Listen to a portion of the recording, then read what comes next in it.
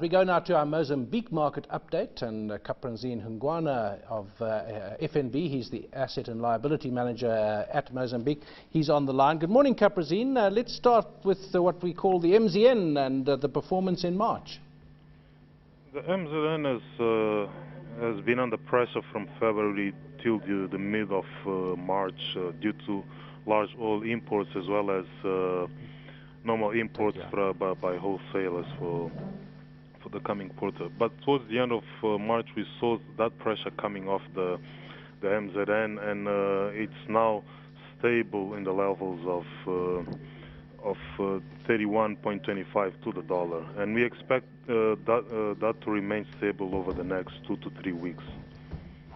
And Caprazine, the inflation figures for March, the last time we spoke, there'd been a bit of a shift, and the outcomes of inflation and the effect for the MPC meeting in April, which I think is on the 12th of April. I expect inflation to subdue a little bit in March, because the effects of the floods were mainly felt during January and February. I don't expect any abnormal price pressure to continue into March and April. So I expect inflation to be in the region of around 0.25 to 0.50 percentage points for March, and that I think would make the central bank keep rates unchanged during the next MPC meeting.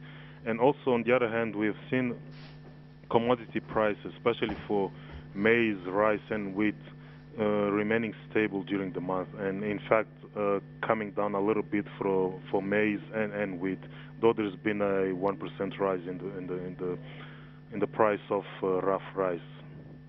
Then we've got a government bond issue, 2013 issue. Give us the context for that and what the likely outcome is going to be. As the government was authorized to launch up to $120 million in government bonds for 2013 to fund the budget deficit for this year. The information is still very not certain at the moment, but it's been rumored that the government bond will be issued in 3 to 4 series during the year, as opposite to the last 2 years where we had government bonds issued in only 1 series. And this actually would help market participants to make proper forecasts of expected bond issues, as well as